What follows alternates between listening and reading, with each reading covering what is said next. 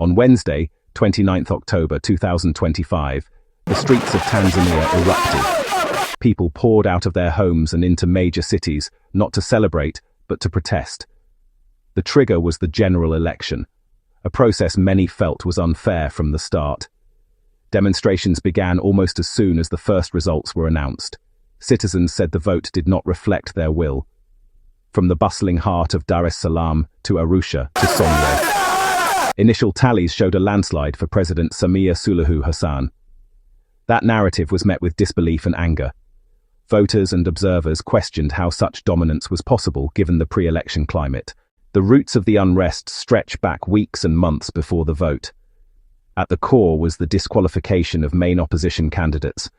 Tanzania's largest opposition party, Chadema, found itself sidelined when its leader, Tundu Lissu, was arrested after calling for electoral reforms. He was charged with treason, a move supporters saw as political. In April, the Electoral Commission barred Chadema after it refused to sign a code of conduct. It was not limited to one party.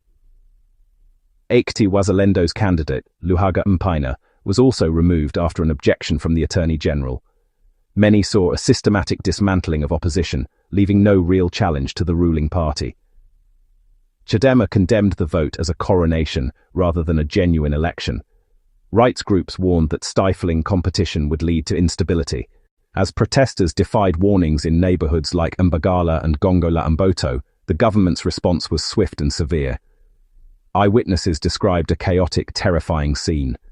Police forces were deployed in large numbers to disperse crowds. The crack of tear gas canisters echoed through the streets, and the distinct sound of live gunfire was reported by multiple sources. Casualties followed, though precise figures remain unconfirmed. Amnesty International documented at least 2 deaths from verified media. Opposition figures suggested the toll was higher. 4, even 5 reported by activists. One diplomatic source mentioned unverified reports as high as 30.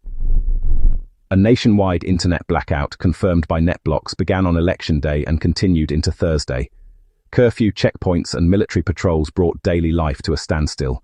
As of Thursday, 30th October 2025, an uneasy quiet hung over Tanzania's cities. The internet blackout was lifted this morning, but the streets remain far from normal. Curfew kept families indoors. Anger and injustice linger. The situation is fragile.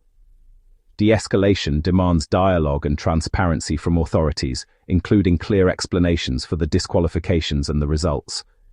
Opposition groups reject the outcome absent an independent review.